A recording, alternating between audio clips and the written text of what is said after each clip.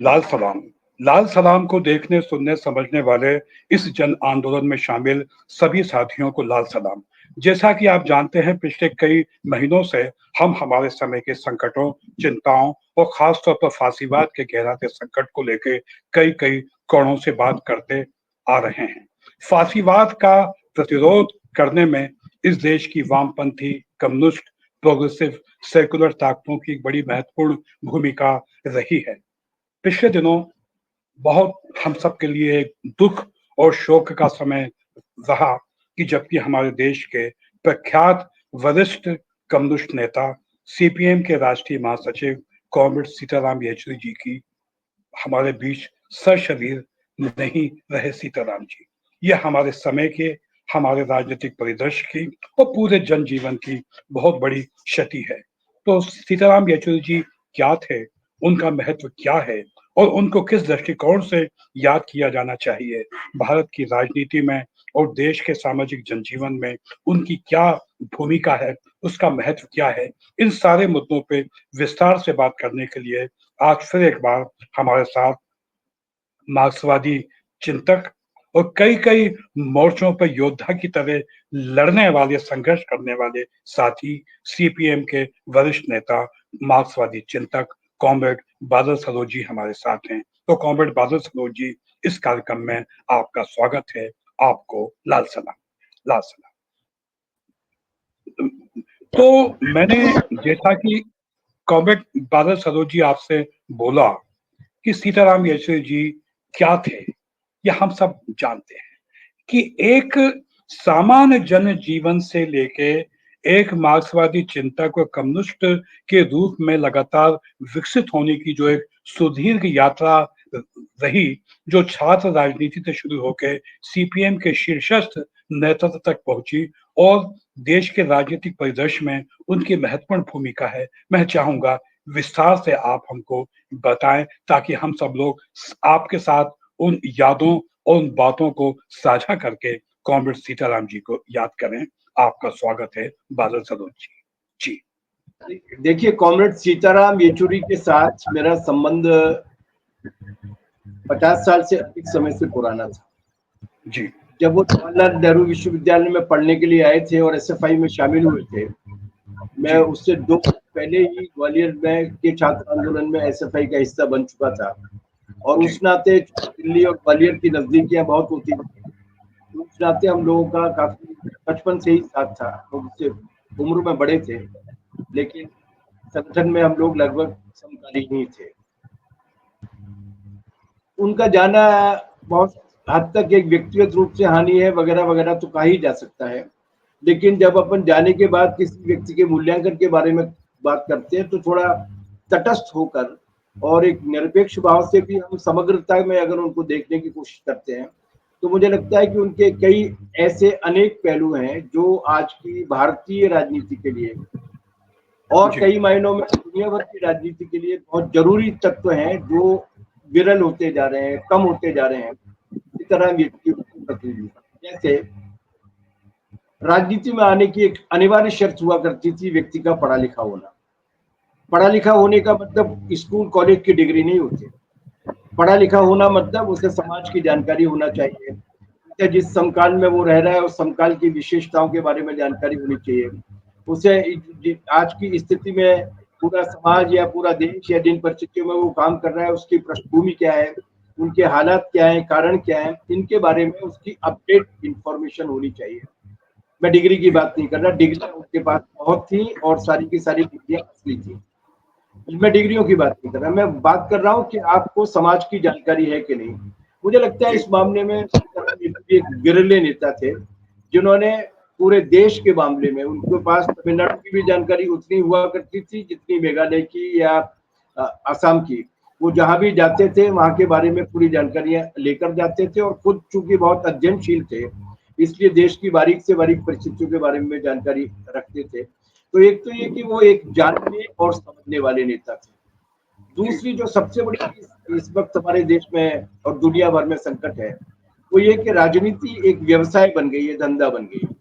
राजनीति की सफलता का मापदंड यही है कि आपने कितनी पीढ़ियों के लिए अपने घर में रोकड़ जमा किए हैं।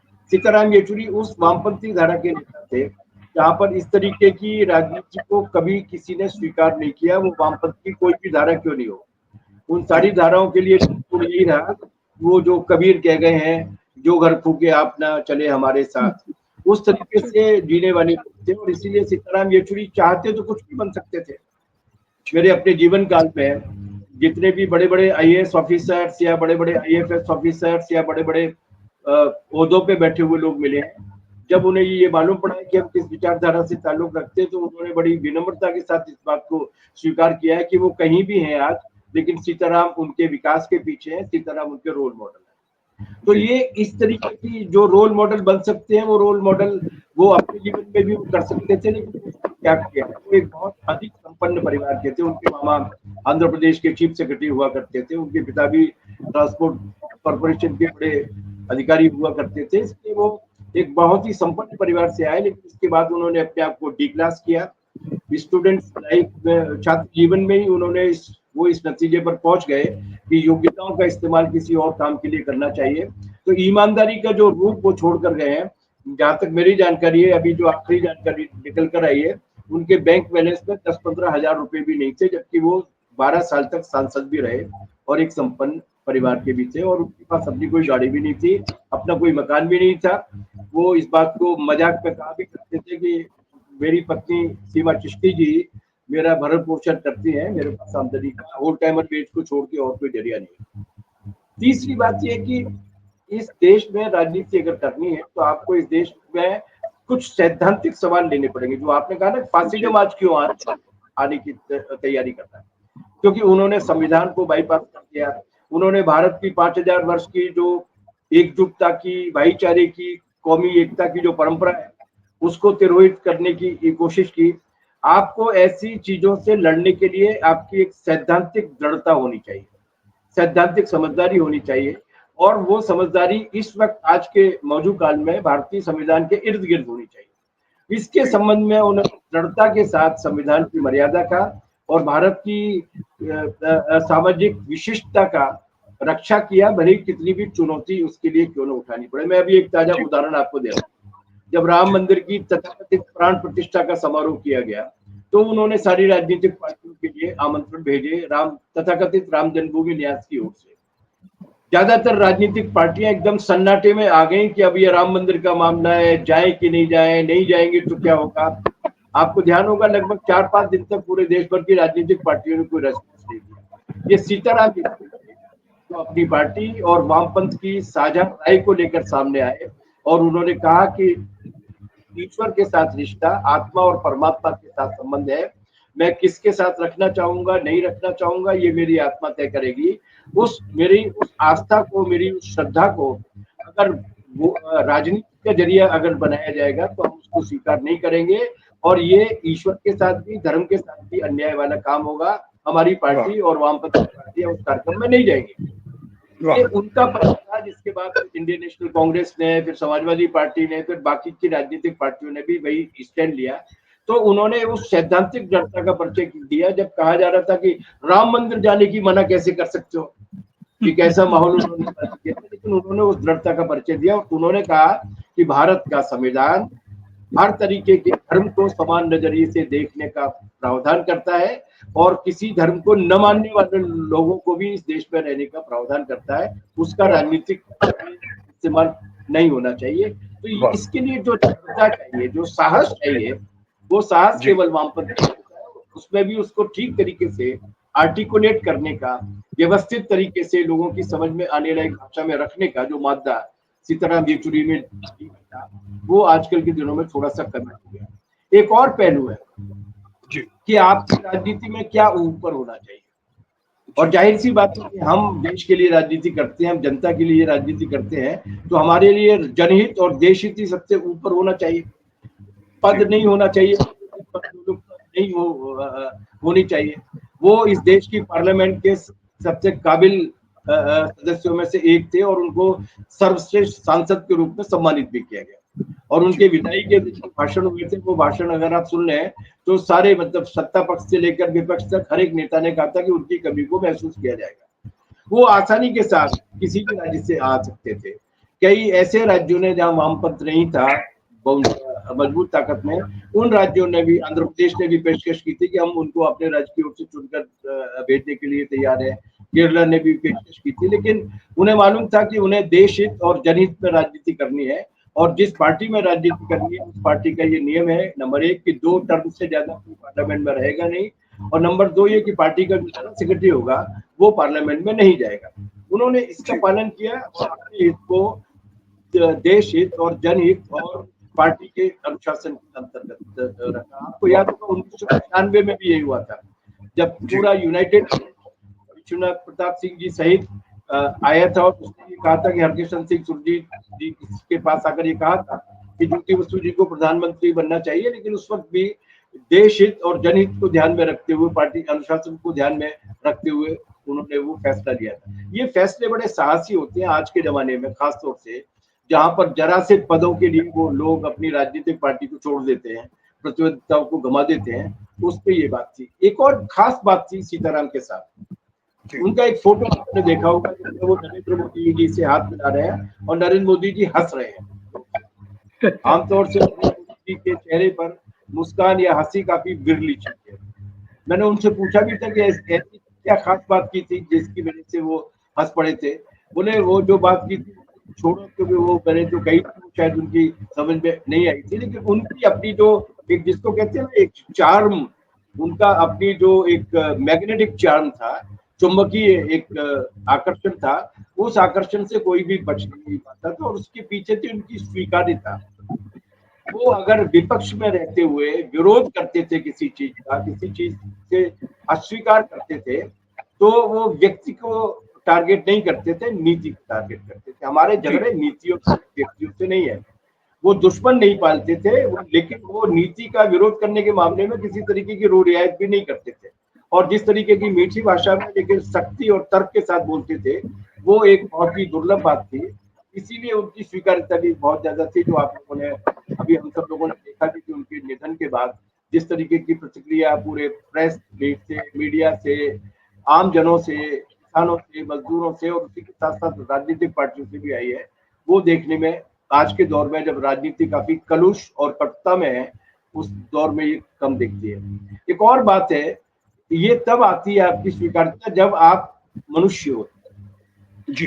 कई कवियों ने कहा है, मैं वो उद्धृत नहीं करूंगा, लेकिन ये एक बहुत प्रामाणिक वाक्य है जो कई हजार वर्षों से सारी भाषाओं में कहा जा रहा है, जिसमें ये पूछा जाता है कि तुम राजा हो, ये बहुत अच्छी बात है, तुम्हारे पास पैसा बहुत है, ये भी बहुत अच्छी बात है, तुम्हारे पास सेना बहुत है, ये भी बहुत अच्छी बात है, लेकिन तुम्हारे अंदर मनुष्य कितना है, तुम्हारे इंसान कितना है।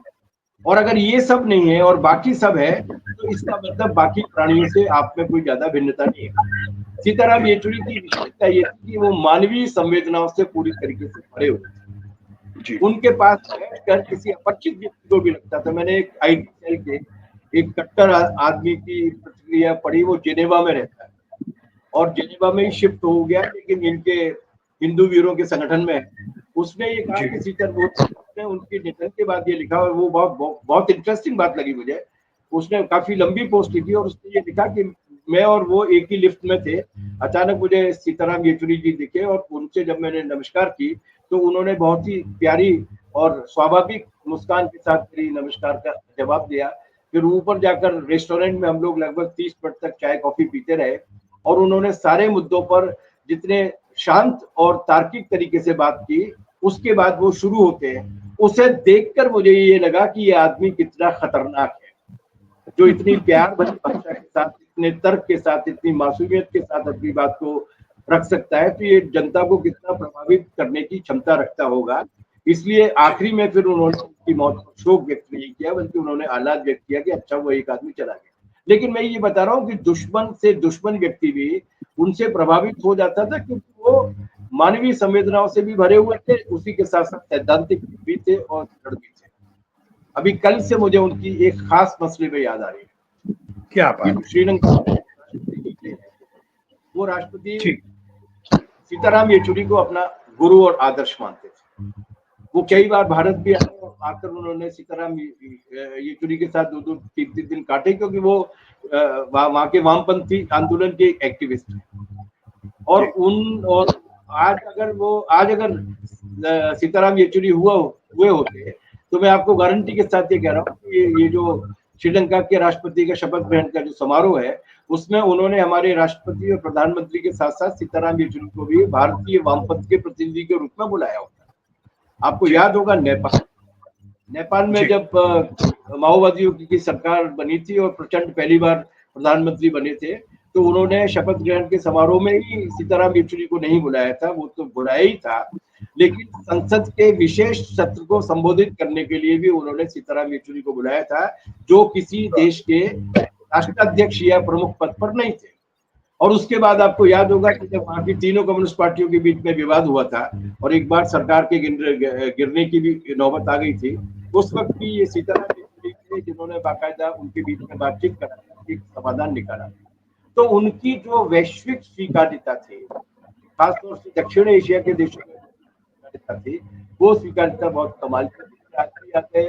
बीजिंग में दुनिया की 180 पार्टियों का हुआ था, कम्युनिस्ट पार्टियों का नहीं, 180 राजनीतिक पार्टियों का, जिसमें अमेरिका की रिपब्लिकन पार्टी, डेमोक्रेटिक पार्टी भी आई थी, फ्रांस की डेमोक्रेटिक पार्टी भी आई थी, सोशलिस्ट पार्टी भी आई थी, जापान की पार्टियां भी थी, दुनिया की 180 पार्टियां थी, हमारे देश की भी कई पार्टियां वहां पर उन्होंने ये तय किया था कि जो बड़े देशों के मतलब जो तथाकथित विकसित देश है उन देशों की और जिनके पास सामरिक शक्ति भी है उनके प्रमुखों के ही भाषण होंगे, लेकिन उन्होंने एक विशेष सत्र रखवाया था जिस सत्र में उन्होंने कहा कि सीताराम येचुरी को सुनना है क्योंकि India is a very very big सब कॉन्टिनेंट, उसके रिप्रेजेंटेटिव के रूप में हमें सीताराम येचुरी को सुनना है। तो उनकी जो वैश्विक स्वीकार्यता थी वो भी बहुत जबरदस्त थी। और आखिरी बात जो इसी तारतम्य में, इससे पहले कि आप अपनी बात को शुरू करें, मैं कहना चाहता हूँ ये कि भारतीय संस्कृति और इतिहास का, खास तौर से मिथकों का जितना अच्छा ज्ञान सीताराम येचुरी का था, वो उनकी उंगलियों पर रखे रहते थे। वो किसी भी इलाके में जाके भाषण देते हुए महाभारत के या रामायण के या भारतीय जितने भी महाकाव्य हैं उन महाकाव्यों के उद्धरणों के साथ, उनके रूपकों के साथ अपनी बात को कहते हुए जो कनेक्टिविटी टाइम करते थे, वो केवल भाषण की तैयारी करते हुए जुटाए गए जुमलों से संबंध नहीं होता। उसके लिए आपके पास पर्याप्त स्टडी होनी चाहिए, आपको पर्याप्त संदर्भों सहित ज्ञान होना चाहिए। इस मामले में बहुत गिरने थे और बाकी तो उनकी इतनी खूबियां थी कि उनके बारे में क्या बयान किया जाए। उनका जाना केवल भारत के वामपंथ का या कम्युनिस्ट पार्टी मार्क्सवादी का या धर्मनिरपेक्ष और लोकतांत्रिक ताकतों का ही नुकसान नहीं है, पूरे भारत के समझदार और जागरूक लोगों का। नहीं, आपने बहुत अच्छे से बताया। जो हमको, मैं आपसे कुछ बातें और करना चाहूंगा कि पिछले दिनों यहाँ भोपाल में जो उनकी याद में श्रद्धांजलि सभा हुई थी, तो उसमें आपने कॉमरेड सीताराम जी के बहुत सारे पक्ष बताए थे। आपने सिनेमा संबंधी उनका ज्ञान और आपने उनकी सिटी को लेके भी कुछ बात की थी। मैं चाहूंगा थोड़ा मतलब वो जो घटनाक्रम है थोड़ा सा बताइए। जी। मैंने आपसे कहा ना कि वो मानवीय संवेदनाओं से भरपूर व्यक्ति थे, पूर्ण मनुष्य थे। और पूर्ण मनुष्य होता है, पूर्ण मनुष्य जीवन को पूरी तरीके से जीने की कोशिश करता है। साहित्य, संगीत, गीत, फिल्म, नाटक, ये जीवन के रस हैं। इनसे ही मनुष्य बनता है। ये काम केवल मनुष्य कर सकता है, बाकी प्राणी लोग नहीं कर सकते। कार्ल मार्क्स ने, जिसकी विचारधारा में सीताराम येचुरी विश्वास करते थे, उन्होंने एक बार बहुत अच्छी टिप्पणी की थी और उन्होंने कहा था, और असल में वो टिप्पणी उनकी भी नहीं थी, वो टिप्पणी करीबन 3500 साल पहले एक यूनान का एक दास था जो बहुत बड़े नाटककार के रूप में विकसित हुए बाद में, उनके एक नाटक में कही गई थी। मार्क्स उसको दोहराया करते थे और मार्क्स ने कहा था, nothing human is alien to me. जो भी मनुष्यों के लिए है वो मेरे लिए पराया नहीं। सीताराम येचुरी राजनीति में, विचारधारा में, दर्शन में, प्रैक्टिकल पॉलिटिक्स में, व्यावहारिक राजनीति में इतनी सारी व्यस्तताओं के बावजूद भी एकदम उनको ताजा तरीन जानकारियां रहा करती थी फिल्मों की भी। वो हिंदुस्तान टाइम्स में एक कॉलम लिखा करते थे, लेफ्ट एंड राइट। उसमें एक बार मैंने उनका कॉलम पढ़ा, उन्होंने इंडियन फिल्म्स किस तरीके से इवॉल्व हुए हैं और एक मतलब एक पेट्रियोटिक रोमांटिसिज्म से लेकर आज ये एंग्री यंग मैन से होते होते आज ये जो नए तरीके की कल्चर में वो एक बहुत अति धनाढ्य और एक जिसको कहते हैं ना विपुल वैभव वाला मकानों को और परिवारों को फिल्मों तक किस तरीके से पहुंचे, इसकी बहुत जोरदार व्याख्या की थी। तो एक बार हम लोग साथ साथ बैठे हुए थे और वो ऐसा समय था जब हम लोग फ्री थे, जो जब कोई भाषण नहीं देना था, जब कोई कॉन्फ्रेंस नहीं थी, तो हमने अचानक फिल्मों पे बात की। तो एक फिल्म आई हुई थी चीनी कम, उसकी एक्ट्रेस थी तब्बू। तो हम लोग इस बात पे बात कर रहे थे, तब्बू वैसे हैदराबाद की भी हैं जहाँ के वो भी थे। तो हम लोग ये बात कर रहे थे कि फिल्म में एक्टिंग ओवर एक्टिंग और अभिनय जो है वो केवल संवाद से ही नहीं होता, भाव भंगिमा से भी होता है। उसी तारतम्य में अमिताभ बच्चन साहब ने भी कहीं कही थी, और वो बात ये थी कि तब्बू अपनी आंखों से एक्टिंग करती, उनकी आंखें भी अभिनय करती। और उसी फिल्म में भी एक छोटी सी बच्ची का भी एक रोल निभाया था एक अभिनेत्री ने, बहुत छोटी थी वो, और उसकी भी आंखें बहुत कारगर तरीके से एक्ट किया करती थी। यहाँ से जो बातचीत शुरू हुई वो इंडियन फिल्म इंडस्ट्री में हीरोइंस और हीरोज किस तरीके से आंखों के जरिए संवाद करते हैं, ये बातचीत होते होते कभी मीना कुमारी और वहीदा रहमान तक पहुंची, तो इरफान खान साहब तक भी आई, जो यकीनन हमारे दौर के सबसे बड़े अभिनेता थे, जिनकी आंखें बहुत असरदार तरीके से बोला करती थी। तो फिल्म पर उनकी इतनी आधिकारिक जानकारी थी, और सीटी बजाना तो उनका शगल था। मुझे लगता है कि शायद वो गाना अच्छी तरीके से नहीं गा पाते होंगे इसलिए, लेकिन वो सीटी जो बजाया करते थे, वो एक साथ एक बैठक में 5-5, 6-6 पूरे गाने सीटी में सुना सकते थे। मुझे इसलिए मालूम है कि एक ने वैसे ही जिक्र किया था कि खामोशी में हेमंत कुमार का एक गाना है, उसमें सीटी का बड़ा कारगर। उसके बाद उन्होंने मुझे ये बताया कि किस तरीके से इस फिल्म में, उस गाने में, इस गाने में, उस गाने में, मतलब वो हिंदी गानों की बात कर रहे थे, जबकि हिंदी उनकी मातृभाषा नहीं थी। उन्होंने याद दिलाया कि इन गानों में भी सीटी का इस्तेमाल हुआ है, और उसके बाद उन्होंने हमें 2-3 गाने जानकारी सुनाई। ये तो आपका विविधता है। जैसे फिल्म तो हो गई, जैसे फुटबॉल, अगर वर्ल्ड कप टूर्नामेंट चल रहा है, वो कहीं भी टूर पर है, लेकिन फुटबॉल का फीफा वर्ल्ड कप देखे बिना वो छोड़ेंगे नहीं। ये 2020 ने पूरे क्रिकेट का सत्यानाश कर दिया है, लेकिन उस मामले में भी वो कम से कम उसकी जो इम्पोर्टेंट अपडेट्स हुआ करती थी, उनके बारे में भी जानकारी थी, जो क्रिकेट के बारे में, फुटबॉल के बारे में, इस तरीके के जितने बड़े बड़े खेल हैं उनके बारे में, और किस तरीके से यूरोप में और खासतौर से अमेरिका में जो खेल लोकप्रिय हैं, उनके खिलाड़ियों का जो योगदान रहा है वहाँ की राजनीतिक और सामाजिक लड़ाई में, चाहे वो कैसियस क्ले, मोहम्मद अली साहब हो, चाहे वो पेले की अपनी भूमिका रही हो, चाहे वो मैराडोना ने अर्जेंटीना में जो अपनी भूमिका निभाई वो रही हो। मतलब हमारे देश के खिलाड़ी अलग तरीके की प्रजाति के हैं, वो केवल विज्ञापन करते हैं, लेकिन दुनिया के खिलाड़ी और दुनिया के एक्टर्स ने वहाँ के सामाजिक सवालों को लेकर भी जोखिम मोल लिया। इन सबकी भी उनके पास बहुत ही विस्तृत जानकारियां हुआ करती थी। वो बाबा कारंत के बारे में बहुत फ्रेंकली बता रहा हूँ मैं आपको, हम भोपाली हैं, बाबा कारंत को हमने देखा है, बाबा कारंत के साथ हमने चाय पी है, लेकिन वो बाबा कारंत के शिल्प और स्ट्रक्चर के बारे में हमारी तुलना में ज्यादा बेहतर तरीके से जानते हैं। तो ये जानकारियां हैं भूख से पैदा होती है। मुझे नहीं लगता कि उन्हें जीवन में किसी राजनीतिक सम्मेलन में बाबा कारंत के बारे में बोलना पड़ा होगा, लेकिन उनकी जो कला के प्रति, संस्कृति के प्रति जो रस लेने की जो भूख थी, वो उन्हें इन तमाम सारे आर्टिस्ट के साथ भी पहुंचा देती थी और खेल कूद के साथ भी पहुंचा देती थी। तो ये एक तरीके से जिसको कहते हैं संपूर्ण जीवन जीने वाले मनुष्य के रूप में भी उन्होंने अपना जीवन जिया है।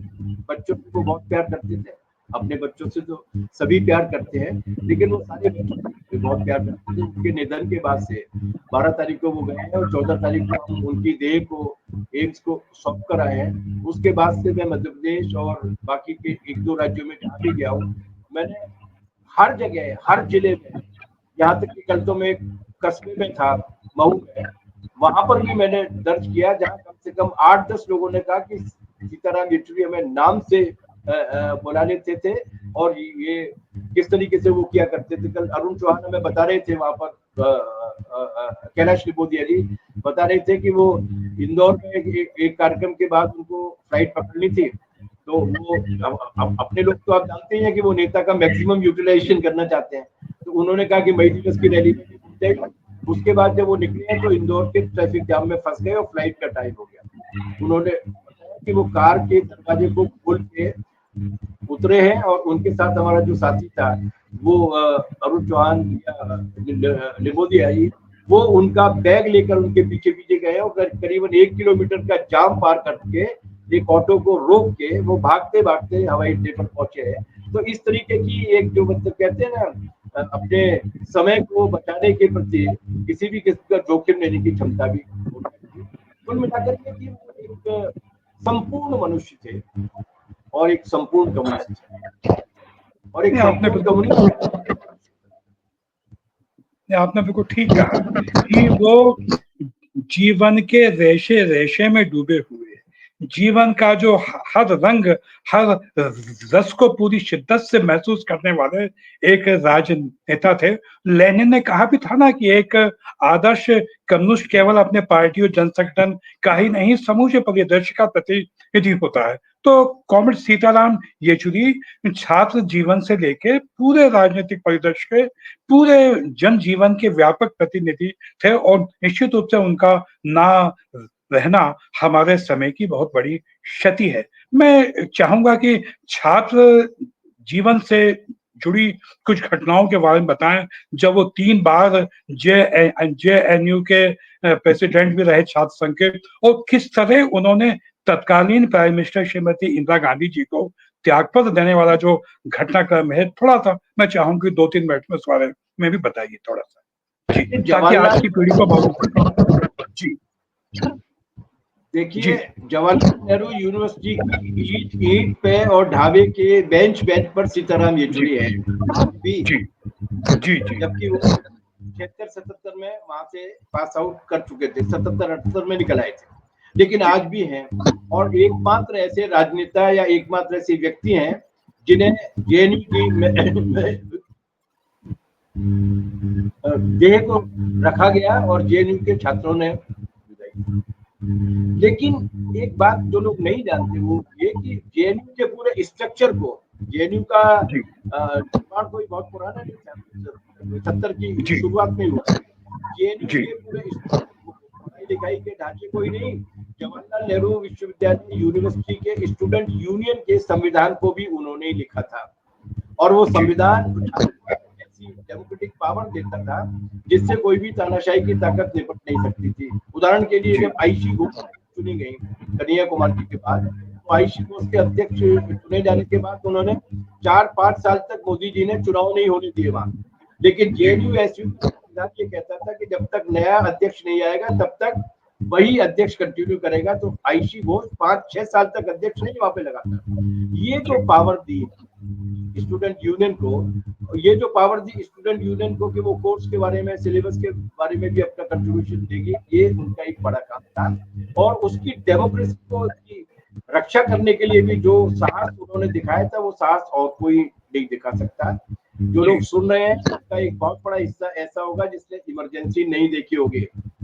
1975 जून से 25 मार्च 1977 तक इमरजेंसी नाम की तानाशाही में ये देश कैद रहा था, जहां पर सारे अखबारों पर सेंसरशिप थी, मीडिया पर प्रतिबंध था और जितनी भी विपक्षी पार्टियों के लोग थे वो उन सारे लोगों को पकड़कर maintenance of internal security act Misa की जेल में डाला।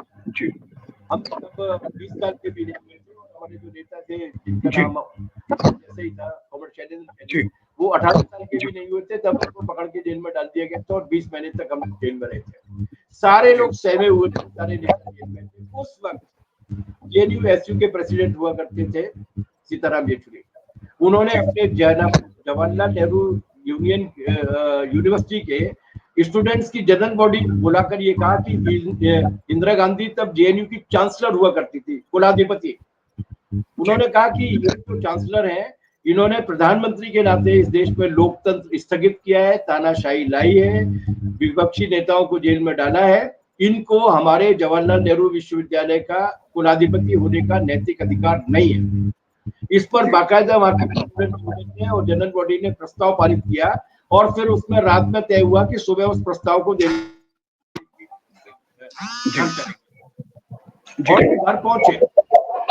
आपने वो फोटो देखा होगा कि वो फोटो इंदिरा गांधी जी के घर के बाहर का नहीं है, इंदिरा गांधी जी के बंगले के अंदर का है, जहाँ सैकड़ों की संख्या में जेएनयू के विद्यार्थी हैं और कुर्ता पजामा पहने हुए जाग कर आए हैं, दिख रहा है वो सीताराम जी पूरी तरीके से उस प्रस्ताव का वाचन कर रहे हैं जिसमें ये बात कही गई है कि आपको इस्तीफा देना चाहिए। ये साहस जो दिखाया, ये साहस उनकी वैचारिक दृढ़ता का बचपना नहीं था, वो ये जानते थे कि क्या हो रहा है, लेकिन इसके बाद भी किया। और ये साहस की बात नहीं है, बल्कि ये इस बात की भी बात है, ये बात हमको माननी पड़ेगी। हम इंदिरा गांधी की तानाशाही में लगभग 2 साल में रहे, कांग्रेस के राज में लगभग 3-3.5 साल की हमारी जो टोटल जेल यात्रा है उसमें से 6 महीने बीजेपी राज की, बाकी 3 वर्ष कांग्रेस राज की। लेकिन इसके बाद भी उस जेएनयू का नैतिक बल इतना था कि जब ये जुलूस लौट कर आया तो तीसरे दिन इंदिरा गांधी ने इमरजेंसी के दौरान ही चांसलरशिप से इस्तीफा देने की घोषणा कर दी थी और इस्तीफा भेज दिया था कि अब मैं इसकी चांसलर रहने के लिए तैयार नहीं हूँ, और शासन की मांगों को मान लिया। तो ये जो साहस दिखाया था सीताराम येचुरी ने, वो साहस उस जमाने में, जबकि उनकी उम्र ज्यादा नहीं होगी, आप सोच लीजिए ये 76 की बात है, लगभग 50 वर्ष पहले की बात है, वो 25 साल के रहेंगे, लेकिन जी 26 साल में इस तरह से दिखाया। ये काम सीताराम येचुरी जैसे लोग ही कर सकते हैं, और एक मिसाल पैदा करके गए हैं शैलेंद्र भाई कि तानाशाही कितनी भी ताकतवर हो, अगर आपकी विचार के साथ प्रतिबद्धता है, जनता के विवेक में विश्वास है, और आप अगर डटे रहेंगे तो एक मोमबत्ती भी काफी होती है एक घनघोर अंधेरे को चीरने के लिए। सीताराम येचुरी तो एक मशाल थे। नहीं, आपने बहुत ठीक कहा कि जिस साहस और जिस नैतिक बल और जिस आत्मबल की आवश्यकता होती है, निश्चित रूप से सीताराम जी उस बेहतर इंसान, उसके आत्मबल, उसकी नैतिकता, उसकी जिजीविषा के प्रतीक हैं। मैं आप थोड़े से, चूंकि 2-3 मिनट का हमारे पास समय और है, तो मैं थोड़ा सा आपसे बात करना चाहूंगा कि सीताराम येचुरी का ना होना हमारे समय की बहुत बड़ी क्षति है। और एक शोक सभा में आपने ठीक ही कहा था कि वो जिस तरह के इंसान थे, तो हम उनकी याद को कोई शोक नहीं मनाते, हम उनकी याद को सेलिब्रेट करना चाहते हैं। तो मैं चाहूंगा कि सीताराम येचुरी जी की यादों को सेलिब्रेट करने के लिए क्या आप की पार्टी सीपीएम ने भविष्य में कोई ऐसी योजना तैयार की है क्या? देखिए, अभी 28 तारीख को हम लोग तालकटोरा स्टेडियम में एक श्रद्धांजलि सभा कर रहे हैं, और उसमें जी हम उनको याद करेंगे, और उसके बाद हमारी पार्टी की केंद्रीय कमेटी की बैठक है। लेकिन मैं जी जिस सेलिब्रेशन की बात कर रहा हूँ वो केवल सीपीआईएम का सेलिब्रेशन नहीं है।